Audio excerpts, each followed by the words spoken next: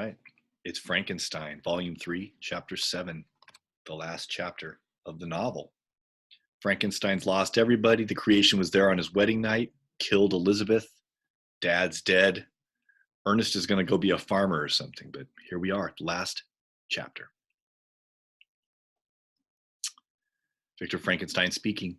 My present situation was one in which all voluntary thought was swallowed up and lost. I was hurried away by fury. Revenge alone endowed me with strength and composure. It modeled my feelings and allowed me to be calculating and calm at periods when otherwise delirium or death would have been my portion. My first resolution was to quit Geneva forever. My country, which when I was happy and beloved was dear to me, now in my adversity became hateful. I provided myself with a sum of money, together with a few jewels which had belonged to my mother, and departed. That's always nice to be able to grab a few jewels. And now my wanderings began, which are to cease but with life. I have traversed a vast portion of the earth and have endured all the hardships which travelers in deserts and barbarous countries are wont to meet. How I have lived, I hardly know. Many times have I stretched my failing limbs upon the sandy plain and prayed for death. But revenge kept me alive. I dared not die and leave my adversary in being. When I quitted Geneva, my first labor was to gain some clue by which I might trace the steps of my fiendish enemy. So now he's pursuing the creation. But my plan was unsettled, and I wandered many hours around the confines of the town, uncertain what path I should pursue. As night approached, I found myself at the entrance of the cemetery where William, Elizabeth, and my father reposed. I entered it and approached the tomb which marked their graves. Everything was silent except the leaves of the trees, which were gently agitated by the wind. The night was nearly dark, and the scene would have been solemn and affecting even to an uninterested observer. The spirits of the departed seemed to flit around and to cast a shadow, which was felt but seen not, around the head of the mourner. The deep grief which this scene had at first excited quickly gave way to rage and despair. They were dead, and I lived. Their murderer also lived, and to destroy him I must drag out my weary existence. I knelt on the grass and kissed the earth, and with quivering lips exclaimed, "By the sacred earth on which I kneel, by the shades that wander near me, by the deep and eternal grief that I feel, I swear, and by thee, O night, and by the spirits that preside over thee, I swear to pursue the demon who caused this misery until he or I shall perish in mortal conflict. For this purpose I will preserve my life. To execute this dear revenge will I again behold the sun and tread the green herbage of earth, which otherwise should vanish from my eyes forever. And I call on you, spirits of the dead, and on you, wandering ministers of vengeance, to aid and conduct me in my work. Let the cursed and hellish monster drink deep of agony. Let him feel the despair that now torments me." I had begun my adjuration with solemnity and an awe which almost assured me that the shades of my murdered friends heard and approved my devotion. But the furies possessed me as I concluded, and rage choked my utterance. I was answered through the stillness of night by a long and fiendish laugh. It rung on my ears long and heavily. The mountains re-echoed it, and I felt as if all hell surrounded me with mockery and laughter. Surely in that moment I should have been possessed by frenzy and have destroyed my miserable existence, but that my vow was heard, and that I was reserved for vengeance. The laughter died away, when a well-known and abhorred voice, apparently close to my ear, addressed me in an audible whisper. "I am satisfied, miserable wretch. You have determined to live, and I am satisfied." I darted toward the spot from which the sound proceeded, but the devil eluded my grasp. Suddenly the broad disk of the moon arose and shone full upon his ghastly and distorted shape as he fled with more than mortal speed. I pursued him, and for many months this has been my task. Guided by a slight clue, I followed the windings of the Rhone, but vainly. The blue Mediterranean appeared, and by a strange chance I saw the fiend enter by night and hide himself in a vessel bound for the Black Sea. I took my passage in the same ship, but he escaped, I know not how. Amid the wilds of Tartary and Russia, although he still evaded me, I have ever followed in his track. Sometimes the peasants, scared by this horrid apparition, inform me of his path. Sometimes he himself, who feared that if I lost all trace I should despair and die, often left some mark to guide me. The snows descended on my head, and I saw the print of his huge step on the white plain. To you, first entering on life, to whom care is new and agony unknown, how can you understand what I have felt and still feel? Cold, want, and fatigue were the least pains which I was destined to endure. I was cursed by some devil and carried about with me my eternal hell. Yet still a spirit of good followed and directed my steps, and when I most murmured, would suddenly extricate me from seemingly insurmountable difficulties. Sometimes when nature, overcome by hunger, sunk under the exhaustion, a repast was prepared for me in the desert that restored and inspirited me. The fare was indeed coarse, such as the peasants of the country ate, but I may not doubt that it was set there by the spirits that I had invoked to aid me. Often when all was dry, the heavens cloudless, and I was parched by thirst, a slight cloud would bedim the sky, shed the few drops that revive me, and vanish. I followed when I could the courses of the rivers, but the demon generally avoided these, as it was here that the population of the country chiefly collected. In other places human beings were seldom seen, and I generally subsisted on the wild animals that crossed my path. I had money with me and gained the friendship of the villagers by distributing it, or bringing with me some food that I had killed, which, after taking a small part, I always presented to those who had provided me with fire and utensils for cooking. My life as it passed thus was indeed hateful to me, and it was during sleep alone that I could taste joy. Oh, blessed sleep! Often when most miserable, I sank to repose, and my dreams lulled me even to rapture.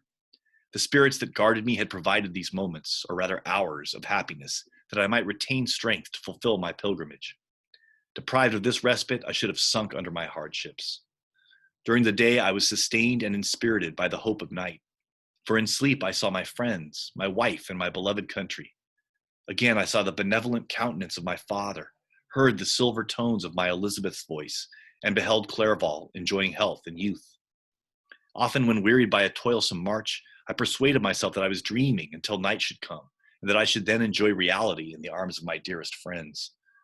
What agonizing fondness did I feel for them! How did I cling to their dear forms, as sometimes they haunted even my waking hours, and persuade myself that they still lived. At such moments, vengeance that burned within me died in my heart, and I pursued my path toward the destruction of the demon, more as a task enjoined by heaven, as the mechanical impulse of some power of which I was unconscious, than as the ardent desire of my soul. What his feelings were whom I pursued, I cannot know. Sometimes, indeed, he left marks in writing on the barks of the trees, or cut in stone, that guided me and instigated my fury. My reign is not yet over. These words were legible in one of these inscriptions. You live, and my power is complete. Follow me, the creation is writing to him. I seek the everlasting ices of the north, where you will feel the misery of cold and frost, to which I am impassive. You will find near this place, if you follow not too tardily, a dead hare. Eat and be refreshed. Come on, my enemy. We have yet to wrestle for our lives, but many hard and miserable hours must you endure until that period shall arrive. Scoffing devil, again do I vow vengeance. Again do I devote thee, miserable fiend, to torture and death. Never will I omit my search until he or I perish. And then with what ecstasy shall I join my Elizabeth and those who even now prepare for me the reward of my tedious toil and horrible pilgrimage. As I still pursued my journey to the northward, the snows thickened, and the cold increased in a degree almost too severe to support. The peasants were shut up in their hovels, and only a few of the most hardy ventured forth to seize the animals whom starvation had forced from their hiding places to seek for prey. The rivers were covered with ice, and no fish could be procured, and thus I was cut off from my chief article of maintenance. The triumph of my enemy increased with the difficulty of my labors. One inscription that he left was in these words: "Prepare, your toils only begin. Wrap yourself in furs and provide food, for we shall soon enter upon a journey where your sufferings will satisfy my everlasting hatred." The creation is just playing with him. My courage and perseverance were invigorated by these scoffing words. I resolved not to fail in my purpose, and calling on heaven to support me, I continued with unabated fervor to traverse immense deserts until the ocean appeared at a distance and formed the utmost boundary of the horizon. Oh, how unlike it was to the blue seas of the south. Covered with ice, it was only to be distinguished from land by its superior wildness and ruggedness. The Greeks wept for joy when they beheld the Mediterranean from the hills of Asia and hailed with rapture the boundary of their toils. I did not weep, but I knelt down and with a full heart thanked my guiding spirit for conducting me in safety to the place where I hoped, notwithstanding my adversary's jibe, to meet and grapple with him. Some weeks before this period, I had procured a sledge and dogs, and thus traversed the snows with inconceivable speed. I know not whether the fiend possessed the same advantages, but I found that, as before I had daily lost ground in the pursuit, I now gained on him. So much so that when I first saw the ocean, he was but 1 day's journey in advance, and I hoped to intercept him before he should reach the beach. With new courage, therefore, I pressed on, and in 2 days arrived at a wretched hamlet on the seashore. I inquired of the inhabitants concerning the fiend and gained accurate information. A gigantic monster, they said, had arrived the night before, armed with a gun and many pistols, putting to flight the inhabitants of a solitary cottage through fear of his terrific appearance. He had carried off their store of winter food, and placing it in a sledge, to draw which he had seized on a numerous trove of trained dogs, he had harnessed them, and the same night, to the joy of the horror-struck villagers, had pursued his journey across the sea in a direction that led to no land. And they conjectured that he must speedily be destroyed by the breaking of the ice, or frozen by the eternal frosts. On hearing this information, I suffered a temporary access of despair. He had escaped me, and I must commence a destructive and almost endless journey across the mountainous ices of the ocean, amidst cold that few of the inhabitants could long endure, and which I, the native of a genial and sunny climate, could not hope to survive. Yet at the idea that the fiend should live and be triumphant, my rage and vengeance returned, and like a mighty tide overwhelmed every other feeling. After a slight repose, during which the spirits of the dead hovered round and instigated me to toil and revenge, I prepared for my journey. I exchanged my land sledge for one fashioned for the inequalities of the frozen ocean, and purchasing a plentiful stock of provisions, I departed from land. I cannot guess how many days have passed since then, but I have endured misery which nothing but the eternal sentiment of a just retribution burning within my heart could have enabled me to support. Immense and rugged mountains of ice often barred up my passage, and I often heard the thunder of the ground sea which threatened my destruction. But again the frost came and made the path to the sea secure. So now we're almost into the North Pole. By the quantity of provision which I had consumed, I should guess that I had passed 3 weeks in this journey, and the continual protraction of hope, returning back upon the heart, often wrung bitter drops of despondency and grief from my eyes. Despair had indeed almost secured her prey, and I should soon have sunk beneath this misery. When once, after the poor animals that carried me had with incredible toil gained the summit of a sloping ice mountain, and one, sinking under his fatigue, died, I viewed the expanse before me with anguish, when suddenly my eye caught a dark speck upon the dusky plain. I strained my sight to discover what it could be, and uttered a wild cry of ecstasy when I distinguished a sled and the distorted proportions of a well-known form within. Oh, with what a burning gush did hope revisit my heart. Warm tears filled my eyes, which I hastily wiped away, that they might not intercept the view I had of the demon. But still my sight was dimmed by the burning drops, until, giving way to the emotions that oppressed me, I wept aloud. But this was not the time for delay. I disencumbered the dogs of their dead companion, gave them a plentiful portion of food, and after an hour's rest, which was absolutely necessary, and yet which was bitterly irksome to me, I continued my route. The sled was still visible, nor did I again lose sight of it, except at the moments when for a short time some ice rock concealed it with its intervening crags. I indeed perceptibly gained on it, and when after nearly 2 days' journey I beheld my enemy at no more than a mile distant, my heart bounded within me. But now when I appeared almost within grasp of my enemy, my hopes were suddenly extinguished, and I lost all trace of him more utterly than I had ever done before. A ground sea was heard. The thunder of its progress, as the waters rolled and swelled beneath me, became every moment more ominous and terrific. I pressed on, but in vain. The wind arose, the sea roared, and as with the mighty shock of an earthquake, it split and cracked with a tremendous and overwhelming sound, so the ice is breaking up. The work was soon finished. In a few minutes, a tumultuous sea rolled between me and my enemy, and I was left drifting on a scattered piece of ice that was continually lessening, and thus preparing for me a hideous death. In this manner, many appalling hours passed. Several of the dogs died, and I myself was about to sink under the accumulation of distress when I saw your vessel, Walton, riding at anchor and holding forth to me hopes of succor and life. I had no conception that vessels ever came so far north, and was astounded at the sight. I quickly destroyed part of my sled to construct oars, and by these means was enabled, with infinite fatigue, to move my ice raft in the direction of your ship. I had determined, if you were going southward, still to trust myself to the mercy of the seas rather than abandon my purpose. I hoped to induce you to grant me a boat with which I could still pursue my enemy. But your direction was northward. You took me on board when my vigor was exhausted, and I should soon have sunk under my multiplied hardships into a death which I still dread, for my task is unfulfilled. Oh, when will my guiding spirit, in conducting me to the demon, allow me the rest I so much desire? Or must I die and he yet live? If I do, swear to me, Walton, that he shall not escape, that you will seek him and satisfy my vengeance in his death. Yet do I dare ask you to undertake my pilgrimage, to endure the hardships that I have undergone? No, I'm not so selfish. Yet when I am dead, if he should appear, if the ministers of vengeance should conduct him to you, swear that he shall not live. Swear that he shall not triumph over my accumulated woes and live to make another such a wretch as I am. He is eloquent and persuasive, and once his words had even power over my heart. But trust him not. His soul is as hellish as his form, full of treachery and fiend-like malice. Hear him not. Call on the manes of William, Justine, Clerval, Elizabeth, my father, and of the wretched Victor, and thrust your sword into his heart. I will hover near and direct the steel aright. End of Frankenstein's narration. Now Walton, our final narrator here, picks up the story again. Walton in continuation, August 26th, 1790 something.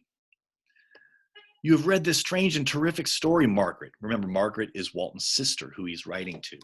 And do you not feel your blood congealed with horror, like that which even now curdles mine? Sometimes, seized with sudden agony, he could not continue his tale. At others, his voice broken, this is Frankenstein, yet piercing, uttered with difficulty the words so replete with agony. His, Frankenstein's, fine and lovely eyes were now lighted up with indignation, now subdued to downcast sorrow, and quenched in infinite wretchedness. Sometimes he commanded his countenance in tones, and related the most horrible incidents with a tranquil voice, suppressing every mark of agitation. Then, like a volcano bursting forth, his face would suddenly change to an expression of the wildest rage as he shrieked out imprecations on his persecutor. His tale is connected and told with an appearance of the simplest truth. Yet I own to you that the letters of Felix and Safie, which he showed me, and the apparition of the monster seen from our ship, brought to me a greater conviction of the truth of his narrative than his asseverations, however earnest and connected. Such a monster has, then, really existence. I cannot doubt it. Yet I am lost in surprise and admiration. Sometimes I endeavored to gain from Frankenstein the particulars of his creature's formation, but on this point he was impenetrable. Are you mad, my friend? Said Frankenstein. Or whither does your senseless curiosity lead you? Would you also create for yourself and the world a demoniacal enemy? Or to what do your questions tend? Peace, peace, learn my miseries, and do not seek to increase your own. Frankenstein discovered that I made notes concerning his history. He asked to see them, and then himself corrected and augmented them in many places, but principally in giving the life and spirit to the conversations he held with his enemy. Since you have preserved my narration, said Frankenstein, I would not that a mutilated one should go down to posterity. Thus has a week passed away, while I have listened to the strangest tale that ever imagination formed. My thoughts and every feeling of my soul have been drunk up by the interest for my guest, which this tale and his own elevated and gentle manners have created. I wish to soothe him, yet can I counsel one so infinitely miserable, so destitute of every hope of consolation, to live? Oh no, the only joy that he can now know will be when he composes his shattered feelings to peace and death. Yet he enjoys one comfort, the offspring of solitude and delirium. He believes that when in dreams he holds converse with his friends, and derives from that communion consolation for his miseries or excitements to his vengeance, that they are not the creations of his fancy, but the real beings who visit him from the regions of a remote world. This faith gives a solemnity to his reveries that render them to me almost as imposing and interesting as truth. Our conversations are not always confined to his own history and misfortunes. On every point of general literature, he displays unbounded knowledge and a quick and piercing apprehension. His eloquence is forcible and touching. Nor can I hear him when he relates a pathetic incident or endeavors to move the passions of pity or love without tears.